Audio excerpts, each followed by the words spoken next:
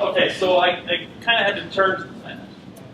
I'm assuming some of the audience is here to hear some of this discussion, so I tried to change the chart. And as the council is somewhat familiar, I have to kind of present myself as a moving target. So I'm going to stand up. If you can't hear me, let me know, and I'll try and either speak louder or. Go to that area. Yeah, I'll get there. Do you have access to a microphone? Yeah, that works. Okay, so it'll probably help if I hold it up to my mouth too, right? So to give a little bit of background, a little bit where we've been and kind of the history of our budgeting process. Kind of start out in July. This is kind of typical for our county ordinance and how it's set up. We started in July with submitting and submitting to the departments their budget packets, which they return to the budget committee around July. These are the department requests which they figure that they need in order to run their departments efficiently and effectively. And also to present to the budget committee any ideas of where they want to go with any new programs or services. That starts in July. During the months of August and September, the budget committee gathers and reviews those budget requests. They view them in light of the county as a whole. They vet the budget requests in terms of what's best for the county as a whole and also what fits according to the council's strategic objectives. The budget committee then presents a recommended budget to the county manager on or before September 15th of every year. September 15th, the county manager will begin meeting with departments, reviewing the budget committee's recommendations, and hearing any appeals from the departments. The county manager then puts together his recommended budget and presents that to the county council on or before October 15th. And then the county council has been meeting with departments, reviewing their programs and services, discussing strategic objectives, and that's been ongoing since the middle of October. And then the county council is required to adopt a budget for the following year on or before December 31st. Now that's kind of what's in our ordinance and what we typically do every year. This year, it's kind of started in March and we've had budget discussions going all year long. That's in consideration of what is being proposed tonight through the taxation process. So what is being proposed? On the revenue side, there's a $53.8 million budgeted operating budget, which includes a $4.1 million increase in property tax revenues. This $4.1 million increase in property tax revenues is $3 million for the general fund, $1.1 million for the municipal services fund. And I'll kind of get to what that means here a little bit later, but I kind of want to point out property taxes is this for about 43% in that area. And I want to call attention to that percentage for a reason. So without that property tax increase, the revenues for property taxes would be about 39%. The rest, this tan shaded colors, roughly 40% of the budget, that's economic-based revenues such as sales taxes, fees, permits, those kinds of things. So they're based on the economy. In 2013, right after we were coming out of the recession, property tax revenues were about 46%. And in 2017, that had been eroded away to about 40%. So I remember when I pointed out the 43% number. The reason why that percentage is important is because property tax revenues provide a stable base from which county government can build programs and services. Without a stable base, it's kind of like the foundation on your home. Without a stable base, it's hard to continue funding programs year after year after year on economic-based revenue sources. If sales taxes go down like they did during the recession, and how the county responded during the recession was reducing programs and services and reducing staff. Now, the property taxes, a good strong base, allows us to continue to provide a higher level of programs and services that the citizens of the county have come to expect out of Summit County. So that's kind of describing the problem that we've got, is that we want to shore up the base, shore up that foundation. County revenues from property taxes are not sufficient to meet most essential growing community needs.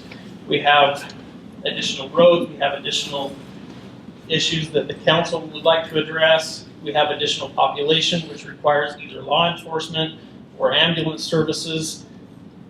As the population grows, so does the demand for services. And so you have to increase your budget annually to provide the services. So how do property taxes work? In the state of Utah, property taxes are set up so that government agencies are allowed to collect the same amount of revenue year after year after year. So if we were to say Summit County had a $10 million budget, then every year the county would be allowed to get $10 million year after year after year.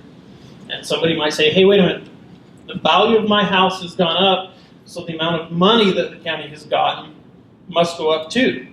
That's incorrect. So as the value of your house goes up, the property tax rate goes down. And the property tax rate in Summit County has decreased steadily since the recession. So again, the amount of property tax revenue that we're allowed to keep stays steady. The only way there's two ways that we can go about increasing that rate, or the amount of revenue that we receive. One is through actual new growth. And what does new growth mean? It's like new houses, new commercial buildings. If you remodel your home, that's not considered new growth. If you put in a shed, not really considered new growth. Okay? New growth is a new house, a new commercial building, that kind of thing. The other way that the county can increase property tax revenues is by going through the truth in taxation process, which is what we're doing. So, to demonstrate, these are the property tax revenues, actual property tax revenues that the county has received. The blue line is an indication of the actual, solid blue line is the indication of property tax revenues that Summit County has received in the general fund. Now, I have a hard time doing this. I have a little bit of an Italian heritage, so I have to talk with my hands. But during the period of 2004 to about 2010, 2011, we were experiencing some significant new growth. And the county was allowed to keep up with inflation because of that new growth. Now, if you look after the recession period, how it's kind of stayed flat, that's again because we're allowed to keep the same amount of revenue year after year after year. If you were to adjust for inflation, which is this dashed line, you can see that inflation has increased, which has eroded away at the county's purchasing power. As costs of items have gone up, gas, whatever, we have not been able to keep up with the inflation. Now, compare this with the solid green line, which is the municipal services fund revenue. Same thing. During the period of growth, we were able to keep up with inflation. Started to go flat in 2012 and 13. In 2013, the county went through truth and taxation process. You can see that bump, and then it went flat again.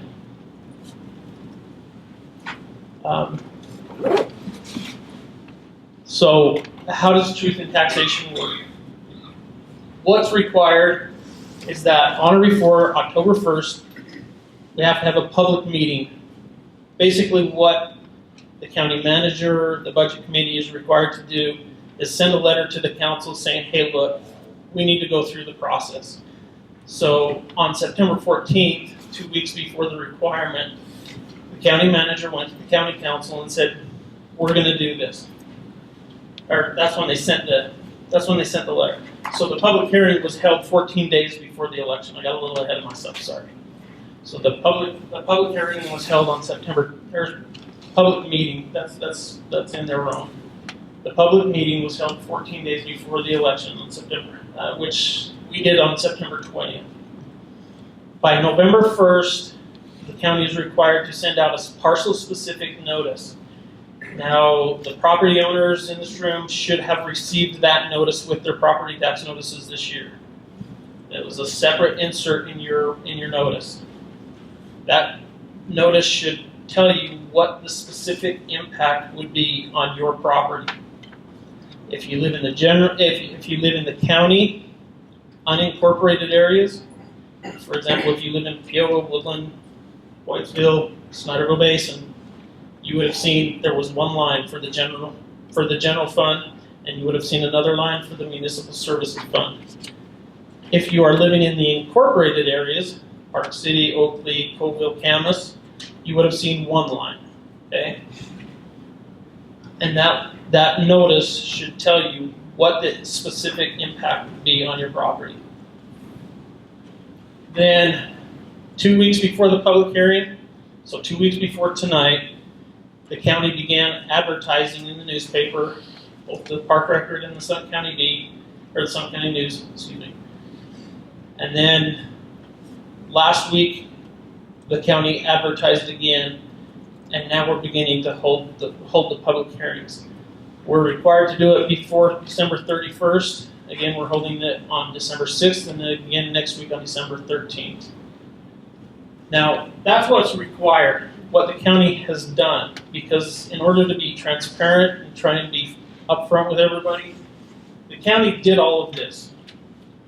Plus, had articles written in the Park Record, in the Summit County News, interviews on KPCW. We've had meetings with city councils. We've had meetings with different boards and organizations around the county. We've had presentations with staff, and we've also met with the Utah Taxpayers Association. For those of you who are familiar with the organization.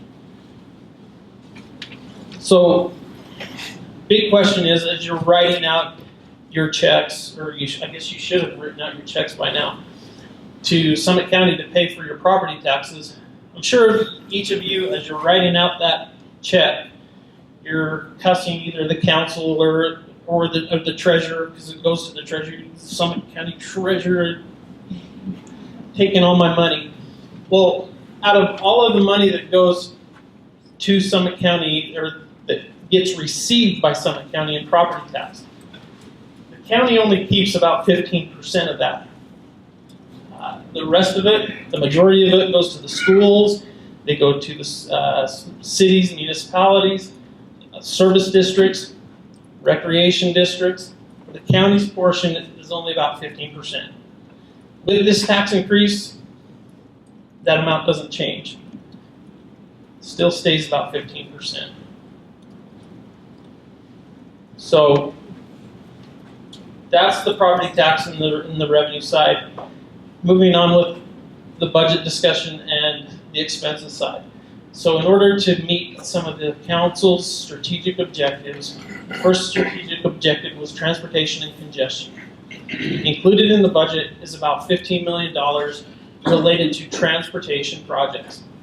Now, a big part of this is related to a bond that the council is considering issuing next year, and also the sales tax that was implemented last year that the voters voted on and approved, a 0.25% sales tax related to transportation. Another $2 million is dedicated to the transit district for the and the bus system. Workforce housing, and the second area of the council's strategic objective. In the budget, there's about $150,000 to advance the Klein Dolly area project, which may have some workforce housing components to it. Environmental stewardship there's about $265,000 for energy efficiency projects and $30,000 for electric vehicle chargers. And to refine county general plans and development code, there's about $50,000 for an infrastructure needs study on the eastern side of Summit County. And for mental health and substance abuse awareness, there's about $140,000 for the mental health program. And in addition to that, there are partnerships that the county is advancing with as well. On the expenditure side, this is how it plays out. About 32% goes to public safety. This includes law enforcement, corrections, ambulances, a fire warden. 16% for public works, that's your roads department, weeds. The 19% for general government, that's kind of your elected officials, except for the sheriff, and also the community development department. Then government services, about 13%. Those are your support services, such as personnel, IT, facilities maintenance. 10% goes towards public health, and then 10% goes towards other departments. Now, this 10% that's in other departments is larger this year than it has been in years past. And part of this is because of the council's decision to fund or budget for replacing fund balances, which are basically your savings accounts. Now, the county in the past, in order to help save money on loans and debt and bonding, has adopted a partial pay-as-you-go process for paying and funding large capital projects. As an example, this Landmark Drive, several years ago, that was paid for out of fund balances. Now, again, that's to help pay for, help to reduce those bond and interest costs that you would incur if you were to loan the money. The county in the past has been frugal and saved up money and then spent. A couple of more recent projects is this Summit County Services building in Camas. The county has saved up money and then paid for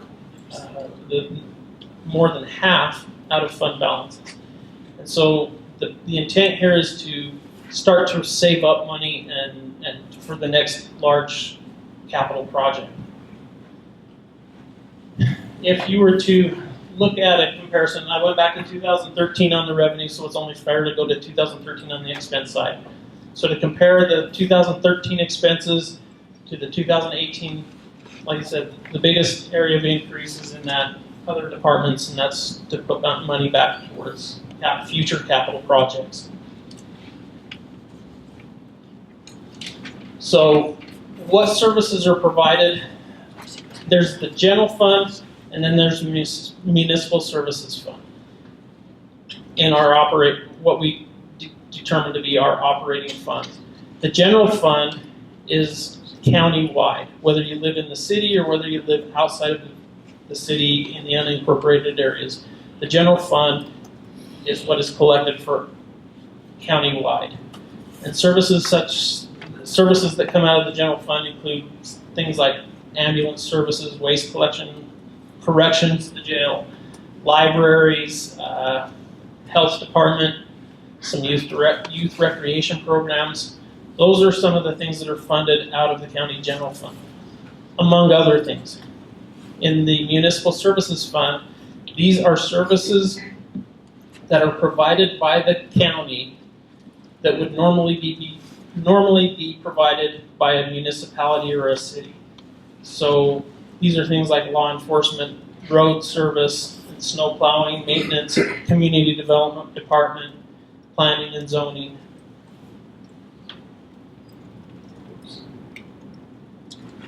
As part of the council's adopting the budget for the following year, the council also adopts an official chart of positions.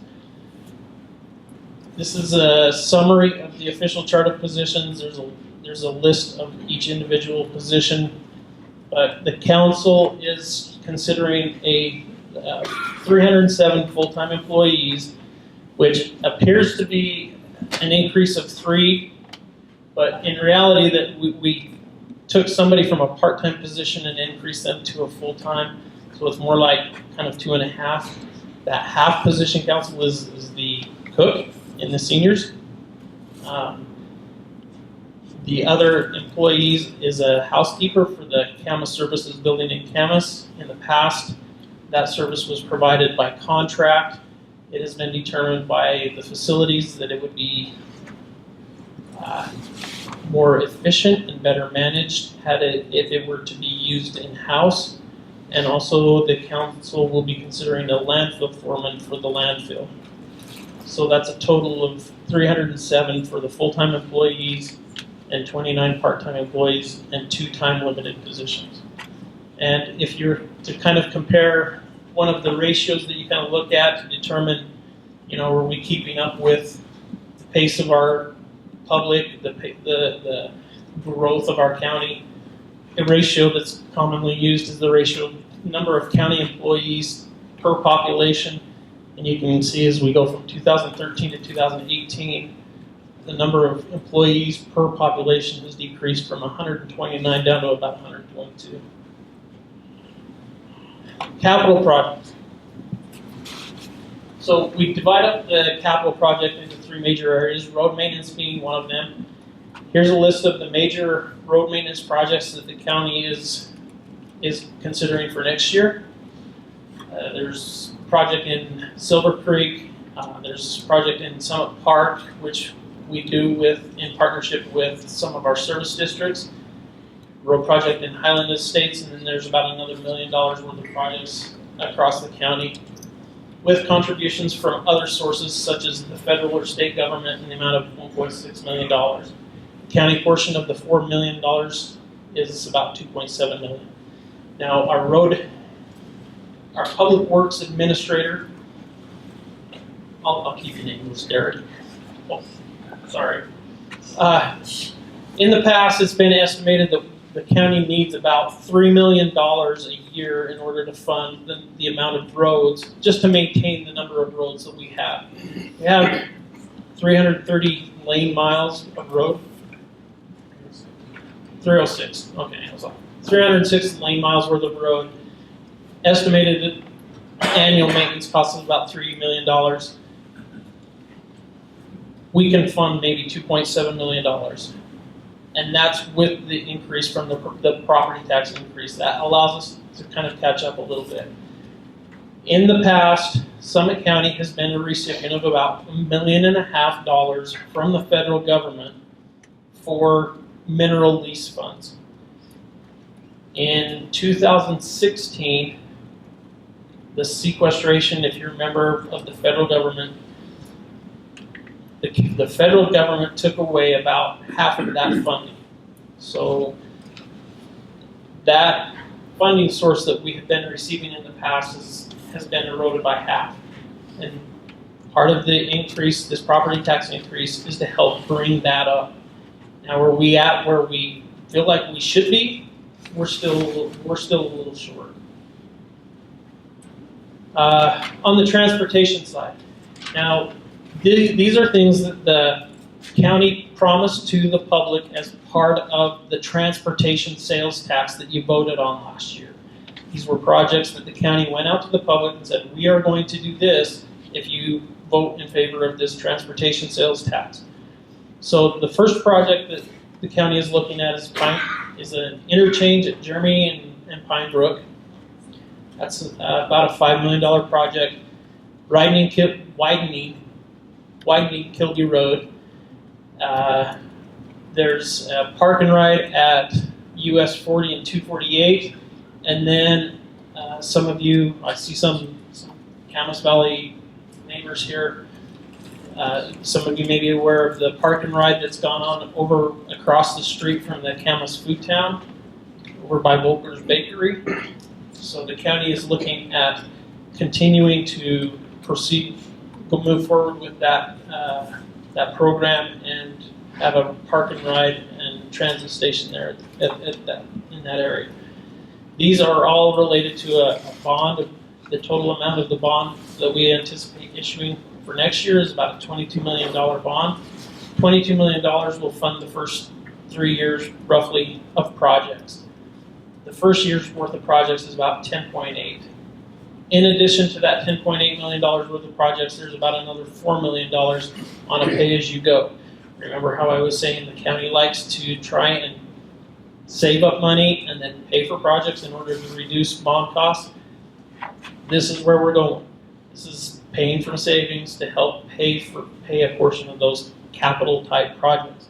Some of the pay-as-you-go projects include Park and Ride at Ecker Hill. That's going to be the bigger one. And then there's some other small cities grants programs, and TDM stands for Traffic Demand Management. There you go. Facility projects. And this is one that we've just had an update this afternoon on. So the projects that are in there listed now, there's a completion of the fairgrounds. If some of you are familiar with what's going on over there in Colville, the county has been making some improvements to the county fairgrounds. It's a total of about a $5 million project. The amount that we will carry over is about $3 million. That amount is not coming from the property tax revenues, okay? Not. That's coming from transient room tax. There's also budgeted for next year some facility energy efficiencies. This is to try and help reduce both carbon emissions and the amount of energy that is consumed by the county. That's about $265,000 worth of projects, and the county is getting grants and about $111,000 to help pay for that. The update for the council, just hearing this afternoon that we will probably have to carry over about $650,000 to $700,000 into next year in facility projects to help pay the last bills of the county still. That's if bills get carried over into January. So the total amount of the project is going to stay under budget at $6 million. It's just carrying over what is getting spent in the current year. So, bringing up transient room tax and some of the other county sources. And underline and italicized restricted because these are funds and sources that the county has restrictions on. We can only do certain things with these funds. For example, the transient room tax has to be related to tourism and bringing people into the county.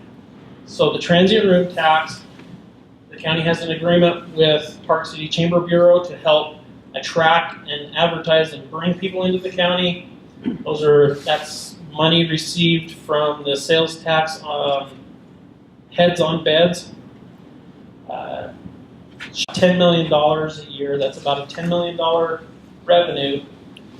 The county is budgeting $13 million because we are carrying over $3 million to budget to finish the fairgrounds. So typically we get about $9 to $10 million in transient tax revenue.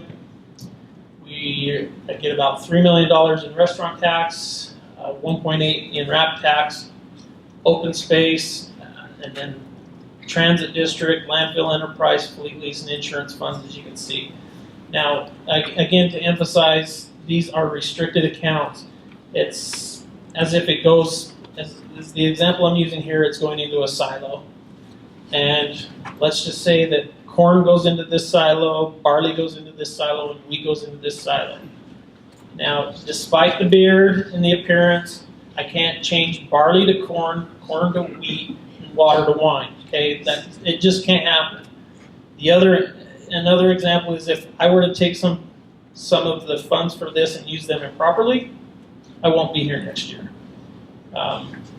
So it's not worth it to me to try and make those kinds of changes that are inappropriate or illegal.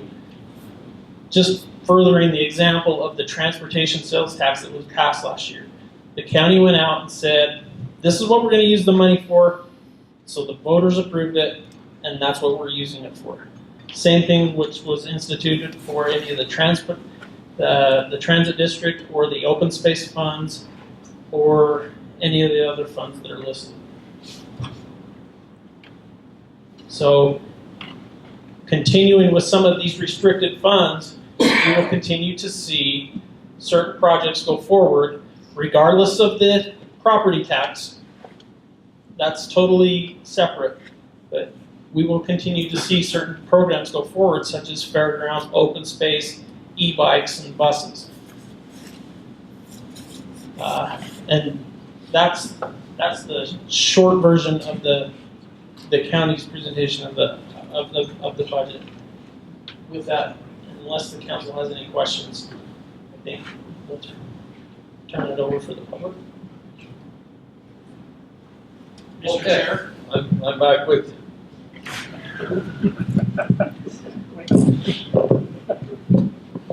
Thank you. Mr. Chair. Yeah, wake up over there.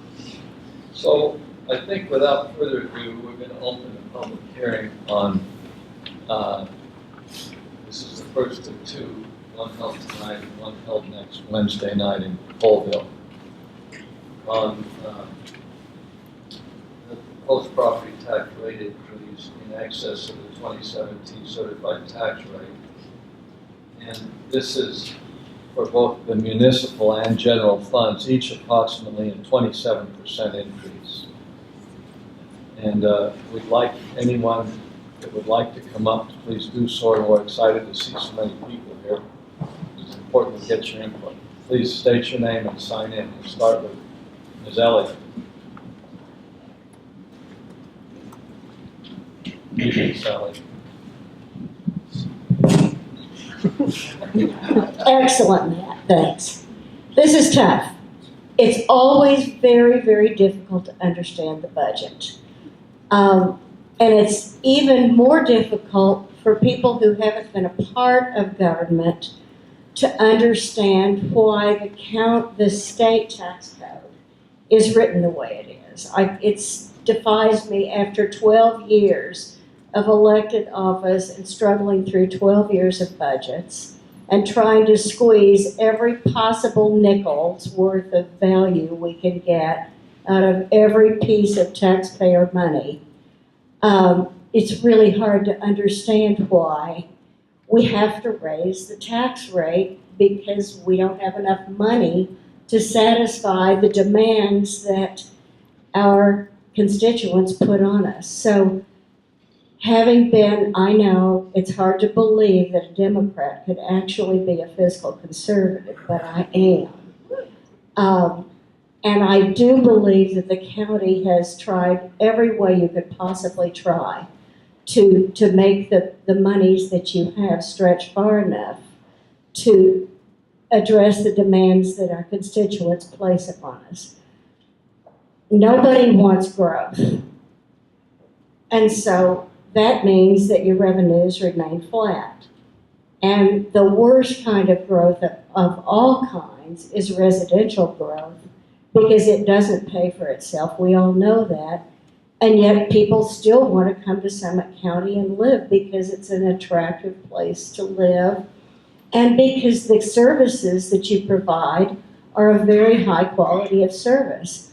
I'm thinking back to a time when we had no library in Summit County. And we had to somehow figure out how to collect books from people in neighborhoods, clear out your bookshelf and bring us books so we can have a library. Things have not always been so posh in Summit County. But thank you, Matt. Thank you to each one of you for the jobs that you do. Please go forward with the increase in tax so we can have the high level of service that we're accustomed to. Thank you, Sally. Sally, Nice thanks to very see much. And by the way, could you take my spot on the radio in the morning? I'm sure Breffy's gonna have something to say about that. He's not even paying attention. Oh, he's still supposed to be. He's got some good music playing in there.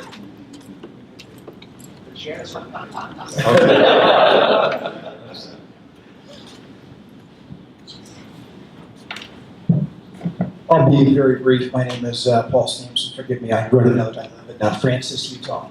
I would like to urge you to vote against the property tax increase. The gentleman who gave the very nice presentation mentioned the higher level of goods and services that residents here expect. We don't all expect a higher level of goods and services. Some of us just want to live a nice life, a comfortable life, and a middle-class life. Not all of us live in billion-dollar posh estates that expect posh services. Some of us struggle to pay our bills sometimes. And I've got some suggestions if you need to know where to cut. I can help you. The bus, I live outside of Camas, and the bus is usually empty that comes out there. We don't need that computer classroom in Camas. We don't need basic TV antenna services, and there's plenty more. So I urge you, please vote against it. Thank you very much. Thank you. Who's next? I have a quick question just to address one thing you said with the antennas. I know that's not a huge budget item, but isn't that required by law? It's mandatory. That's mandatory to Mandatory. provide. Not only is it mandatory, but it also generates a little bit of revenue because we lease out some of the, I shouldn't say this too loud because I don't want it to be considered a profit center at all, but we lease out space on those antennas and we get revenue back, and all of the revenue that we receive definitely offsets, but more than offsets the cost of this service. Thank you, Matt. And also, the Camas bus route isn't paid from property taxes, it's paid from transit taxes. It's for the person. Sales tax. Please state your name and sign in. My name is Ron Mindernick, and it's a simple question, not being in government. My research shows that the inflation rate the last 5 years has been 1.2% to 2.4%, which averages out to over 5 years, 9% inflation, and yet your tax proposal is a little over 20% increase. And I'm wondering if that doesn't apply to Summit County, or why is there such a difference?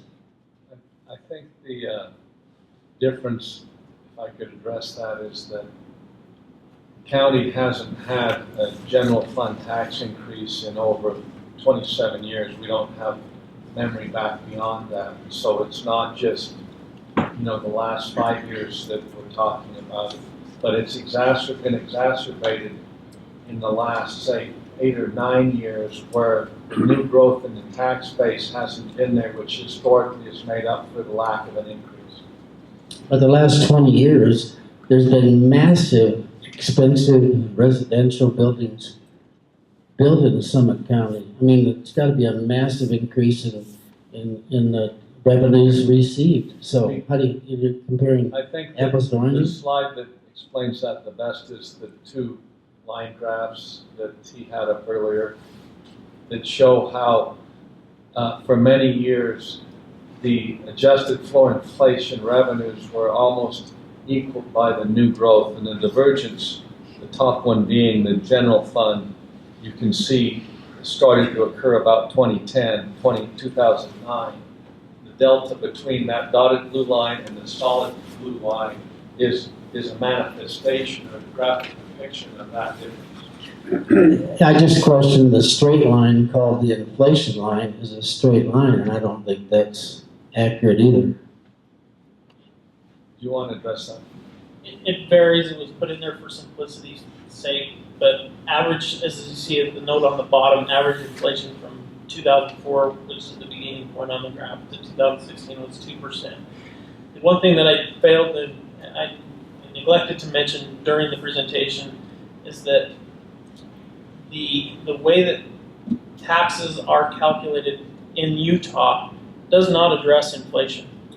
The state legislature, in order to address inflation, the state legislature anticipated that government agencies would go before the public through the truth and taxation process and on the frequency of 4 to 5 years, every 4 to 5 years. Because of the new growth during the early periods of the 2000s, we never had to do that. But because the amount of growth that we've had in more recent years has been much less, we've been put into the position where we do need to go through the truth and taxation process to address the impacts of inflation. And just to comment a little bit, you certainly made an accurate observation. We have, enormous value in real estate here in the county. What that actually leads us to is the lowest tax rate of any county in Utah. Our tax rate is the lowest, period. And it's because of the massive amount of essentially resort properties that we have. So we definitely receive incredible benefit from that, and that has resulted in a county that has indeed the lowest tax rate. And after we get through with this, I believe we will either be the lowest or the second lowest. Second lowest. We'll be right there close with Utah County. It'll depend on where assessments and values and new growth come in next year. To me, it's not the rate, it's the revenue that has been realized in the last 20 years. I've lived here over 20 years. I think Actually, over 30 years. one thing to clarify from what Doug said is that it's only the new growth that actually increases the revenue, because as assessed values go up in your 20 years of living here, the value of your home, say, has gone up. But by state law, that means that the tax rate has to go down, because there's only two ways for us to get additional property tax revenue. One is new growth, and the other one is going through truth and taxation to raise the rate. But it's an inverse relationship. The higher the taxable value, the tax base, the lower the rate. It's designed to keep a level revenue stream. So, for instance, as you go through recessions and expansionary cycles, property values ebb and flow. The revenue is designed to be constant. The only way to intervene into changing that in general is to add new growth, new projects, or to go through truth and taxation. And we're at the point now where the new growth, it may appear that we've got crowded streets and lots of cars and things. That's growth in the job base. It's not growth in the tax base. The tax base growth is diminished, as shown by that earlier slide. Thank you. Come on up, Tim.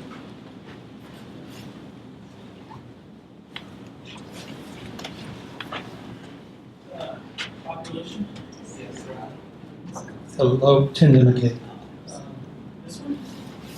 Yeah. First thing I want to say is you definitely have to raise the taxes to keep the service levels. No questions about it. There's a couple of things that I've heard over time, over the last year actually. When you guys first started talking about this and Matt, some of the reports that were available online that Matt had created. One of the things that we continue to hear, even tonight, and you sort of addressed it with the gentleman before me, that somehow we have massive growth. Right? Over and over again. Whether it be the planning department, Tom on the radio, all this past year, right? Even Matt created his report, I think you and Jeff Jones were on the radio together, actually one day, right? And even when confronted with Matt's report, right, that we don't have the growth that we've been told for over and over again, that, oh, don't worry about Matt's report, we have massive growth. We know we don't, right?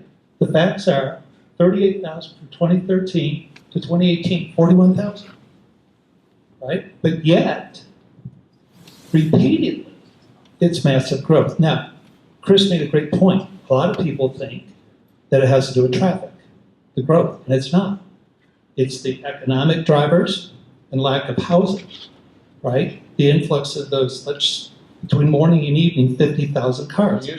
Right, that you guys have talked about. But what's really, I think, for myself and a lot of my neighbors is, and I don't know how else to describe it, it's almost like watching Trump Jr., right? Just say whatever you want. Doesn't matter. Truth's irrelevant, right? You can't have your planning department all year long saying we've got massive growth.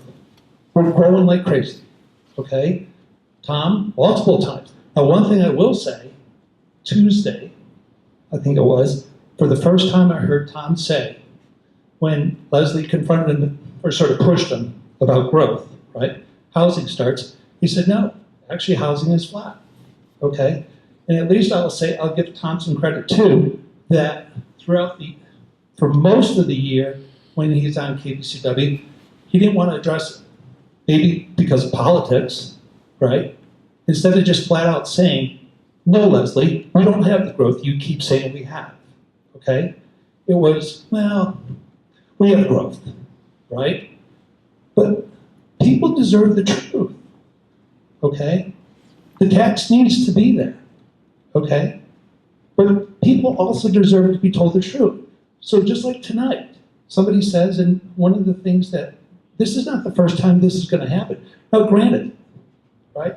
You could say, well, it hasn't happened for 27 or 30 years. That's part of it, right?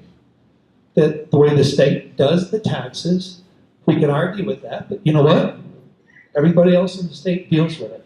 It is what it is, right? Who knows if it'll ever change? So you got to manage it the way it is now, okay? So I think in the service levels, like Rich said, he made one comment that we're not even where we should be, okay? The county already does stuff cheaper than they probably should on certain projects versus, right, spending more money on a project, on a road that will last longer, right? But I think what's really important for myself and other people is if they weren't told over and over and over again that we have massive growth, right? Because now they believe it, that we do, and we don't. It's the only way around it is increase the taxes or allow some more development to happen. And not to bring up, but the Planning Commission on Tuesday was talking more policy, right? Well, we have too much housing, or we don't really have enough affordable housing, or we've done too much affordable housing, right? But it's all tax, right? But even though they rent, property owners still pay their tax. The only way to solve it is allow new development. Because I remember about 2.5 years ago when the council said, not all of you, said, right, you guys were, I'm going to use the term you were sold, okay? Staff sold you, oh, we need to stop all new development. We've got massive growth. We can't control it. We need to develop tools, was the exact word, right, to manage this growth. And the council at that time said, yes, we'll put a hold on it. Well, we know right now that what you were sold was a bill of goods because the growth wasn't there that you were told that you needed a decision on, okay? And in part, that's part of where we are today. So going forward, and I agree with Matt, taxes actually should be higher than they are now. Now, I know the school board 2 or 3 weeks ago, based off calculations they were talking about for next year, what they're going to raise, my taxes will go between $300 to $400 next year with this plus next year. And they're going to have to go up again. Something's going to have to give. You're going to have to raise taxes again, or you're going to have slash services. And when I say services, that means cost inflation, right? Yeah, inflation's low right now, but it's always going to go back up at some point. It just went. That's it. Thanks, Tim. Okay, I'm going to just make one clarifying comment. Maybe it's not one, but a clarifying comment that, you know, when growth is discussed, there are many kinds of growth. There's growth in traffic count, there's growth in assessed value, growth in taxable value, growth in building permit starts, growth in lots of things.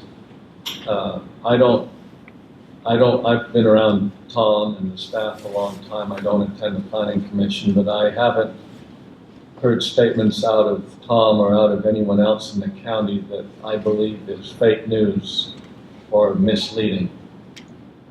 So I think this message tonight about our property tax base has not grown as it has in the past is consistent with other statements that we've made, such as that there are millions of square feet of existing entitlement, and that when you said that we're going to close the door on new growth, I think what you're referring to is a provision we put in the general plan that said, absent compelling circumstances, we are not going to entitle properties for new density.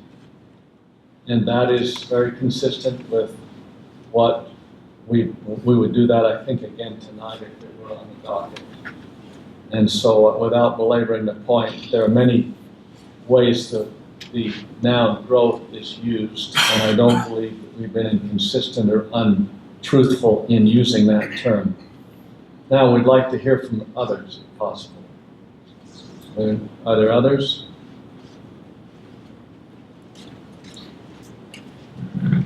Hello there. Hi, I'm Sonia. Hi, my name is Katie Wright. I'm the Executive Director of Park City Community Foundation. Thank you for a really clear, great presentation. We've been very involved in the convening and creating of the Summit County Mental Wellness Alliance and are really supportive of the 100 people serving on various committees to really further the mental health needs of our whole county. I think in our organization, as we've spent time on this topic, it's become abundantly clear that there's really not a family that doesn't have a story about mental health challenges or substance abuse. So it's an issue that really hits into every household, I believe. So we've been incredibly proud of the progress and the work of our partners, really thankful for the support of the health department and members of council, and are just here today to really encourage the council to consider all possible avenues to funding the priorities as set to get forward by the health department and the alliance. I just believe this is really critical work that affects everyone in the community. Thank you.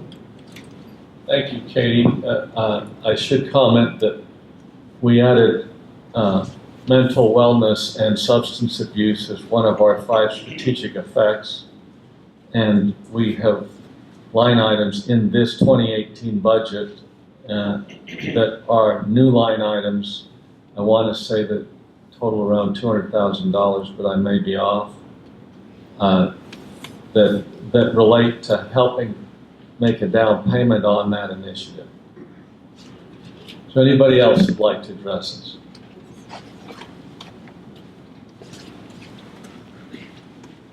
Good evening. I came here tonight because of the 28% increase. That was pretty shocking to me.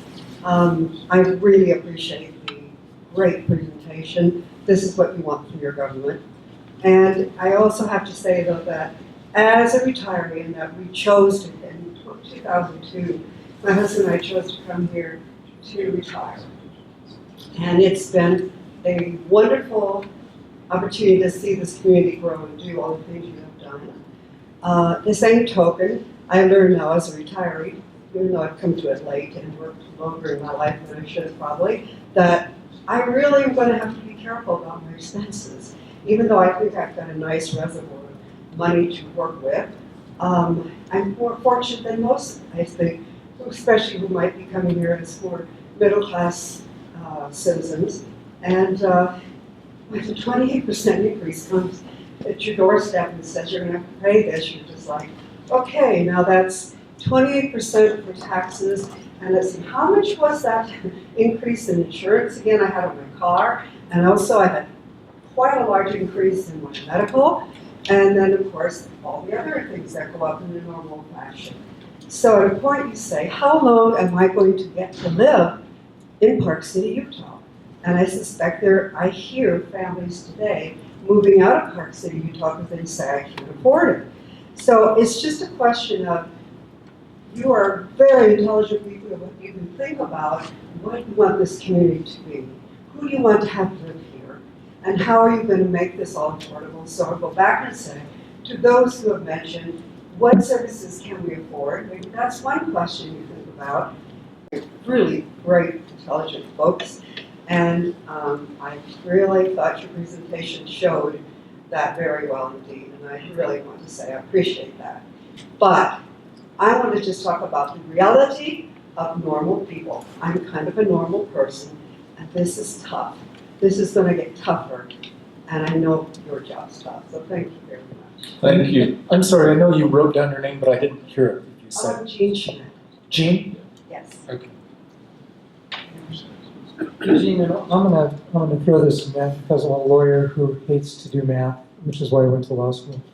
But as Matt pointed out on one of the pie charts up there, 27% sounds like a lot, and that's, I think, what you're reacting to.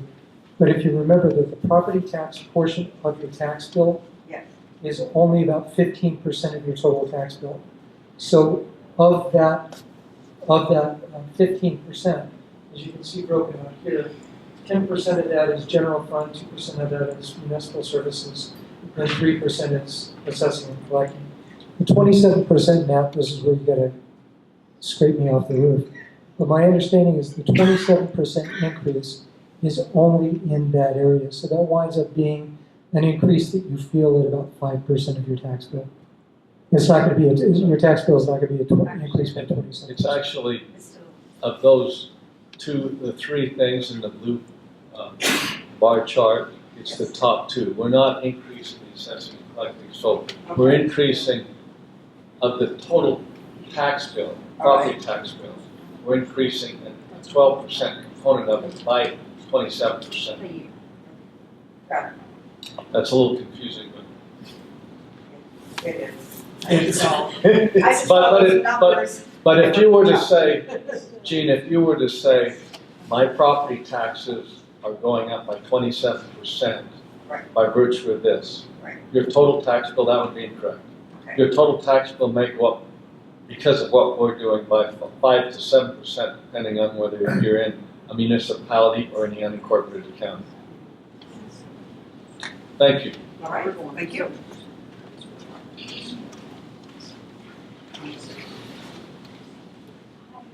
Hello.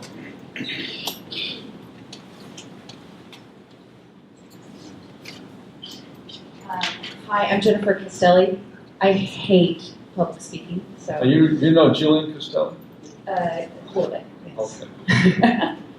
Okay. Quick question. You guys had said that you haven't raised our property taxes in 20 years. We haven't raised the general fund property tax rate.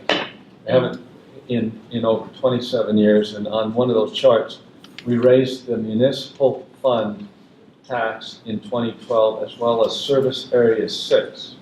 In 2013. And it was 12 and 13, yes. I just want to say you guys have done a great job.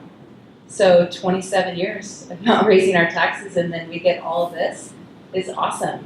Keep up the good work and don't raise our taxes. Thank you. Okay, who's next? Josh? Who's going to tend the camera if you're at the dice? I always turn that off whenever I. Well, no, that's not fair. That's not fair. Wait, hold on, Josh. Okay, go ahead. Everybody likes to be videotaped. So Josh, man, appreciate the time to talk. And I know budget time is long, so thank you for your work on that. I guess I have two questions. And one is just to make me feel better, because I assume you're going to go through with the tax increase, and I hate tax increases, but I do like the services, right? But can you give me a couple of things, like if I'm personally running low on money, my family, we don't have money to do the things we want to do, we cut back. We look for ways to cut back. We get rid of HBO, maybe we keep the car longer, that sort of thing. So I love a couple examples of what you guys have looked at to say, oh, we're going to, as opposed to raising taxes, we can cut back here, and how much money that was going to save. So first, I just wondered if you guys had a couple of examples where you looked at cutting things back and how much money that would have saved us as a county. So, If you want me go to. you in a second. Oh, okay. Josh, the one thing that I would say is that, I lost my train of thought, but well, you start. I'll backfill. Matt mentioned one broad policy area where we do act in that way, is to save money instead of spending money. That's in the the pay-as-you-go theory of doing some capital projects.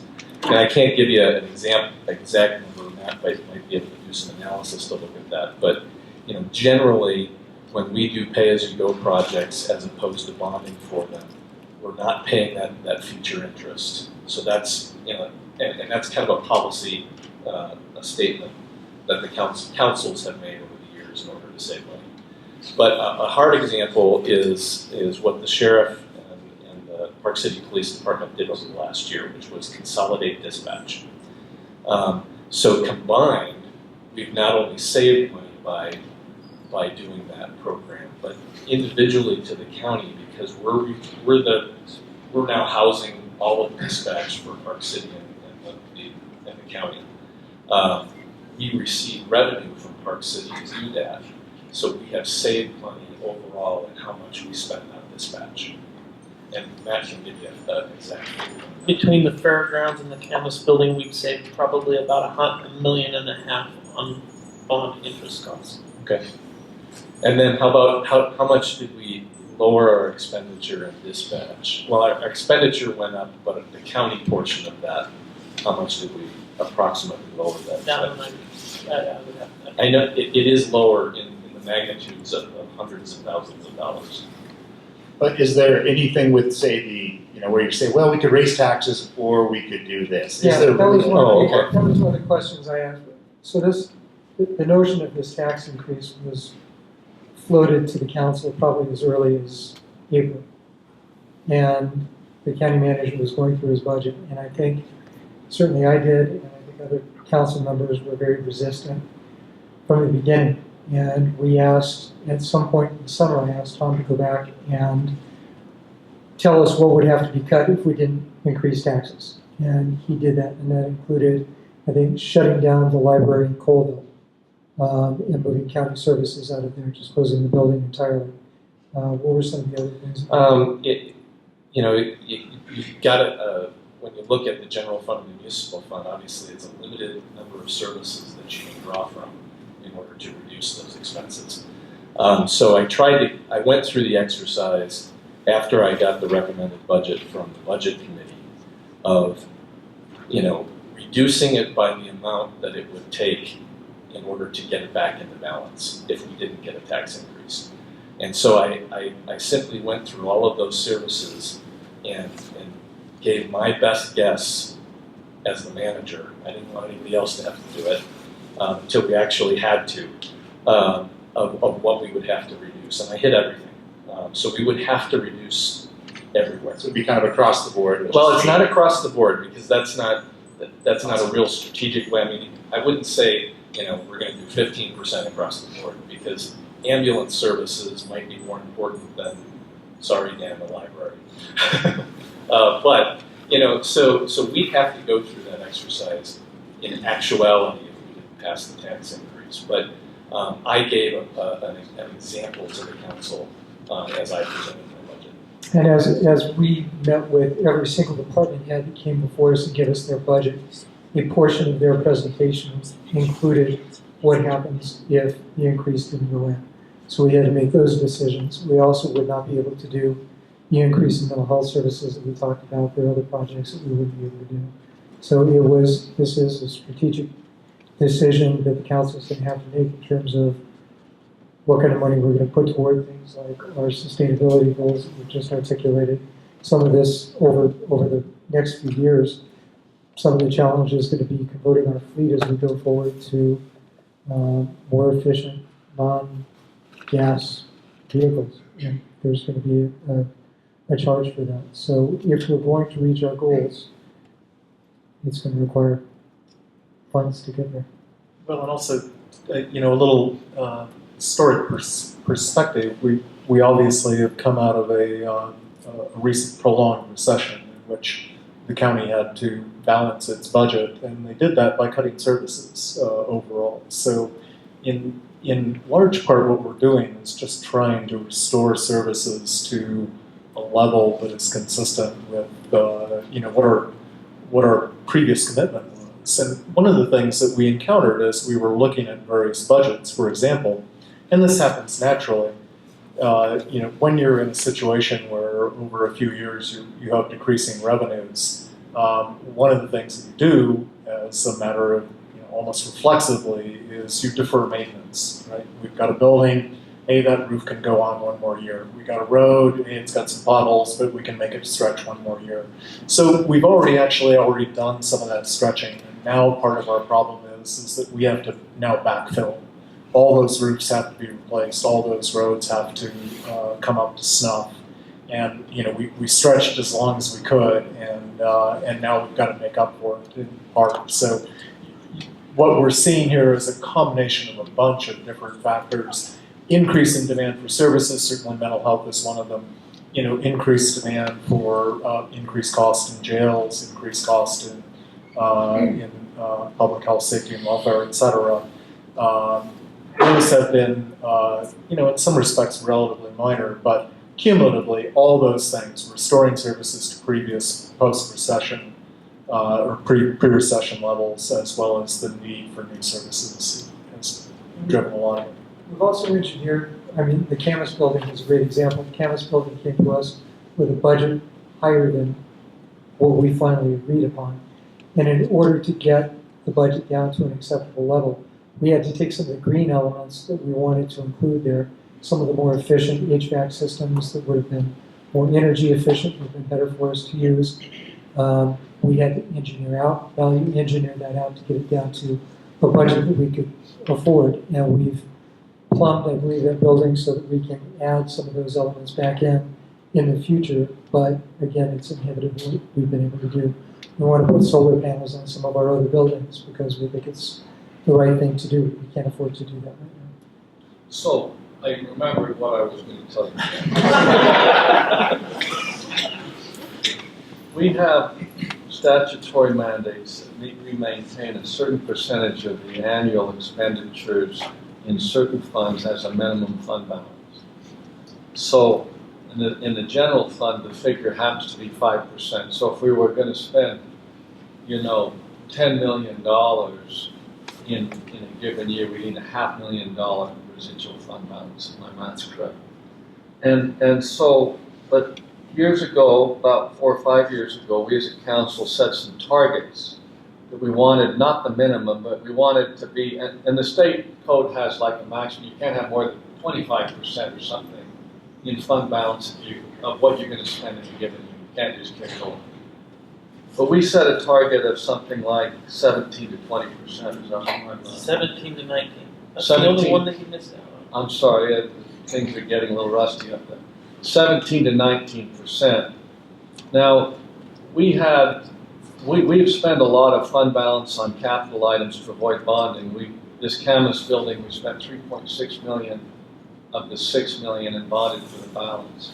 We're working on some remote parking, like this Klein Valley parcel that we bought this year. We spent $3.7 million, of which much of that came. So when this good general over here served up the budget, it was based on a 15% increase in the municipal and general funds.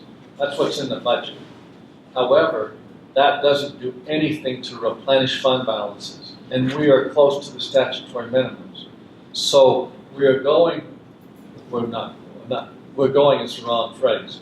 What is proposed is to go from 15%, increase it by another 12% to 27%, which will make available approximately $1.6 million to be put in at the tune of about $900,000 in the general and $700,000 in the municipal to start buttressing those balances back up.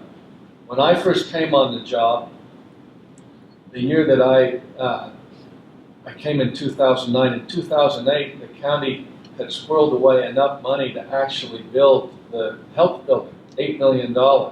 There was lots of growth in those days, and they were able to, prior to then, to squirrel it away. So, in any event, that's one of the reasons why we have a lot of capital projects and things that we need and want to do, and a lot of strategic effects. And our fund balances are hovering at a low level, and we don't see the growth in the tax-based savings, which should let other people talk. I'd like to add one last thing, just in terms of, and I think it relates to your point. We've talked about how property taxes are structured in the state to keep that level amount of revenue, whether property values are going up or property values are plunging, you're always guaranteed whatever that tax rate gives you. One of the other things that people don't need to know about financing, municipal and county financing in the state of Utah, is the state legislature wants municipal services to be provided by municipality. So when you get an aggregate of a population that's enough that it's starting to tax county resources, the state wants those people to incorporate, become a city, and if you do that, then there are all kinds of additional revenue sources that you can tap into. There's more freedom, I think, with TRT.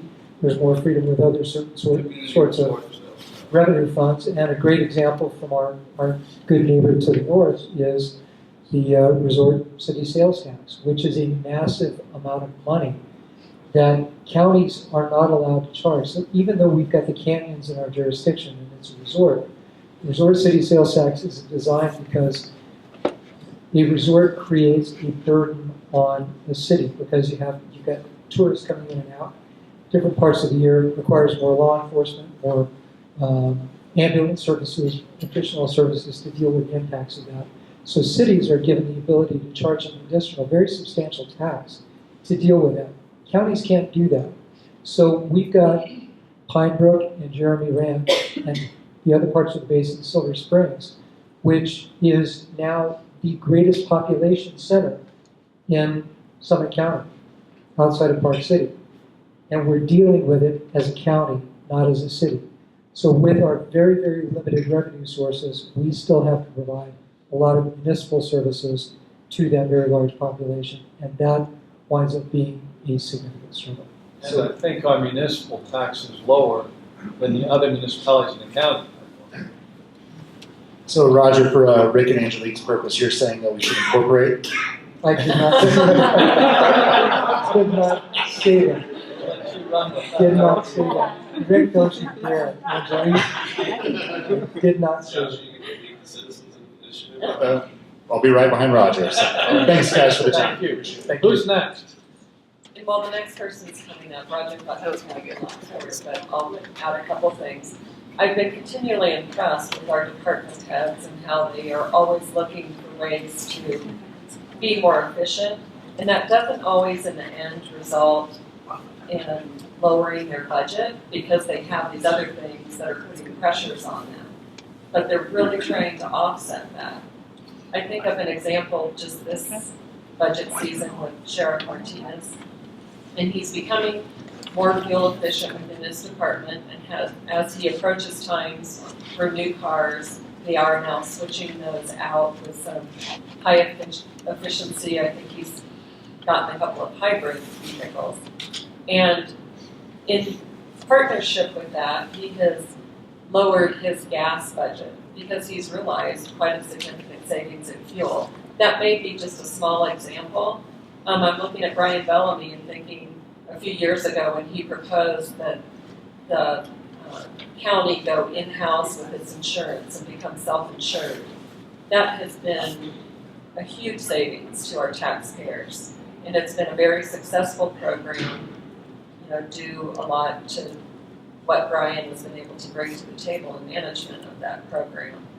But the costs that we've had increases in the insurance program, health insurance, but it has been much less than it could have been otherwise. So, hats off to our staff. Come on up. Mickey Graves. A couple of points I want to make. First of all, I've been on the board of our library for about 4 years now. That means I've been through 4 budget situations because as a member of the board, we have to review and approve the budget that our director presents to council and to Tom. I've been a financial professional for over 40 years. I started when I was 12. But I just want to make the point that in corporate America, you have to make tough decisions. I've had to go before my superiors, presidents, and boards, make presentations about budgets that are needed. And I have to say, between council and Tom yourself, the process has been strenuous. There is never any excess, there is never any overspending, and I congratulate you on that. I think that's great. I think we have been very fiscally responsible as far as managing the funds that we do have available to us. The other point I want to bring up is, okay, I'm on the book library board, a little prejudice. I feel like we took a couple of hits regarding what's happening with the Camas Services building. This services building, which of course the library is taking tremendous amount of pride in, is an important aspect to our community. We were in a building that wasn't safe, if anyone will remember back to the old days. And it is a community center. It is something that benefits the entire community from Peoria all the way down through Woodland and my town, Francis. In addition to Hideout and Tupé, we have patrons that come through there. And I don't see it as a posh service, and I don't see anything that we're doing in the library as being, quote, posh. I think they're needed services that are going to enhance the education of our children. It's going to provide opportunities to adults that we have not had. I'm a computer illiterate, okay, I wear it, I own it.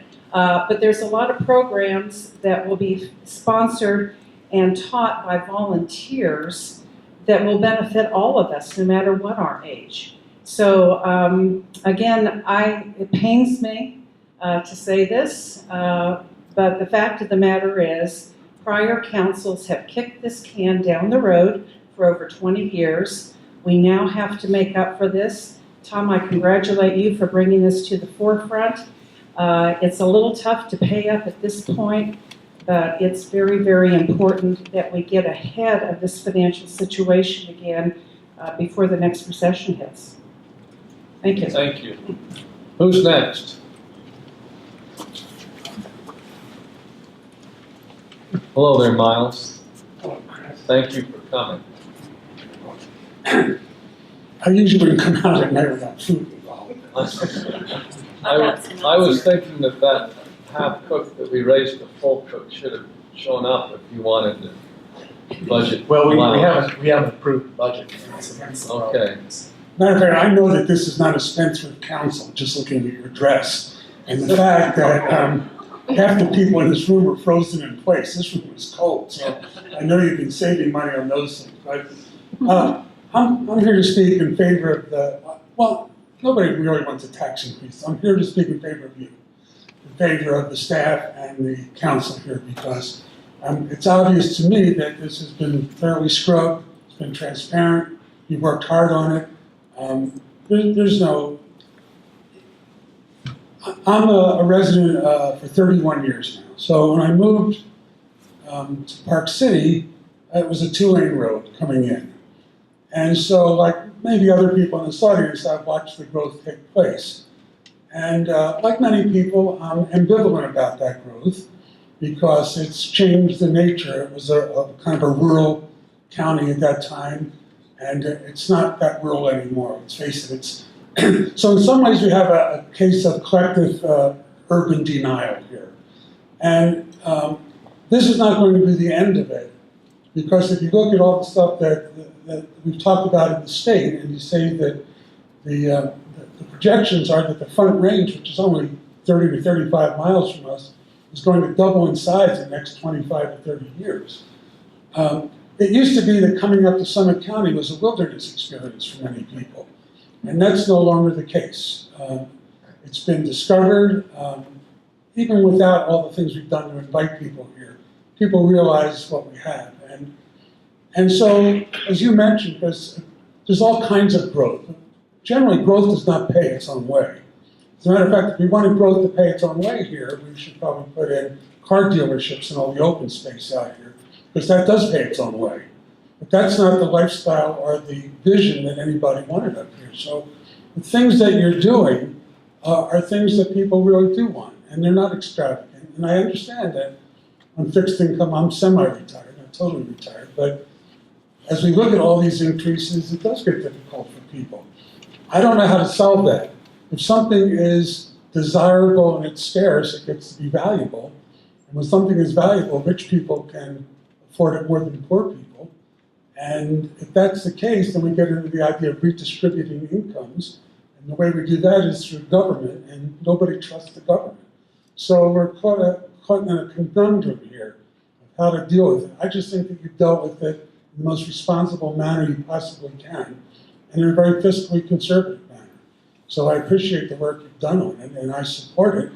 And I just say to those people who lament the fact that we're going to keep changing, I don't know how to stop that. I mean, a lot of people talk about stopping it or controlling it or managing it, but the kind of pressures that we're going to see down the hill, and even just internationally coming here, I don't think we're going to stop that growth primarily, but I think we do the best we can. I think you are doing the best for this community, so I appreciate it. Thank you. Thanks. Thanks, Miles.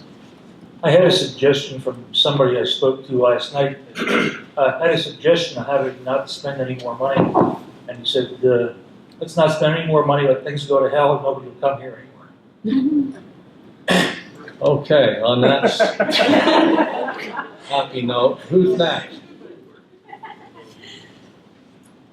And we're happy to hear from anybody, but we're also happy to wrap this up too. So if anybody else wants to speak, please come up.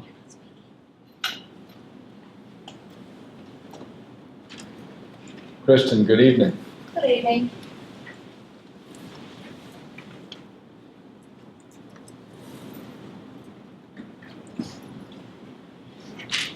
I'm Kristen Brown. According to the slide we just saw, between 2013 and 2018, the population increased by 2,920 people.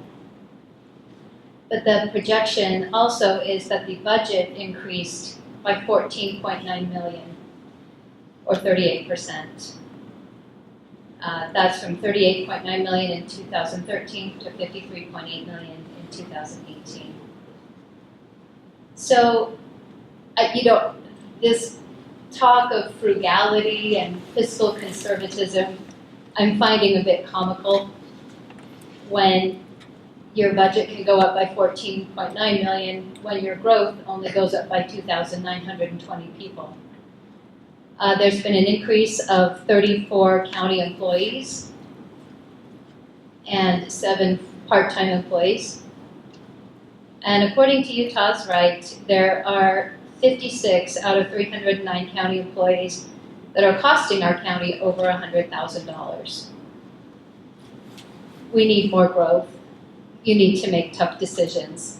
We can have non-fossil fuel burning vehicles or mental health.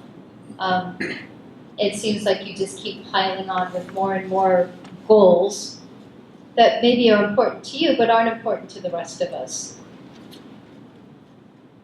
That's it. Thank you, Kristen. Is there anybody else who'd like to speak? Hi, my name's Patty again. I would just like to ask that you reconsider, maybe try to sharpen your pencil a little bit on the amount that you're going to raise in taxes, because like the retired woman who spoke for her own personal budget, the cost of living here is getting higher and higher.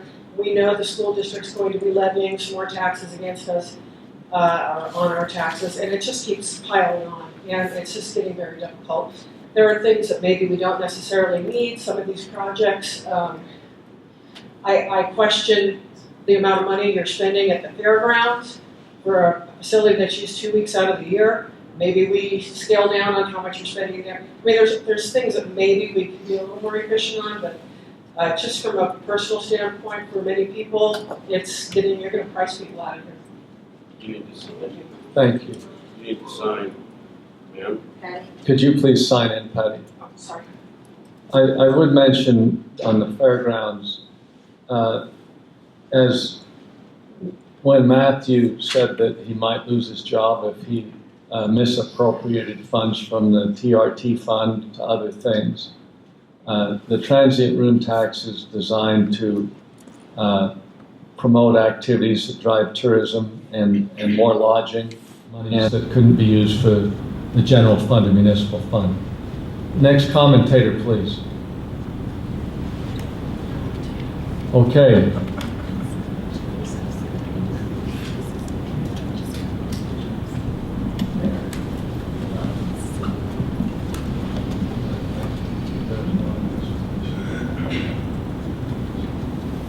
Okay, I'm going to, is the proper term here, continue the public hearing?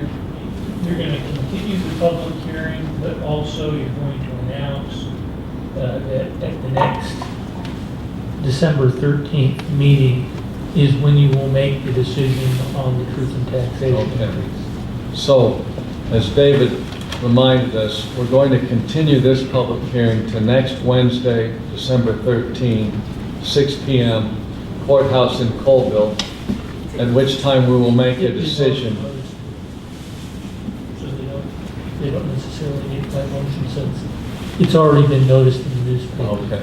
We're going to continue this public hearing, and we will make a decision next Wednesday night, 6 p.m. in Colville, on what we will do on truth in taxation and raising these two tax rates for the general municipal fund. Thank you for your attendance. We're not through, though. There might be other interesting things on this agenda if you want to stick around. The next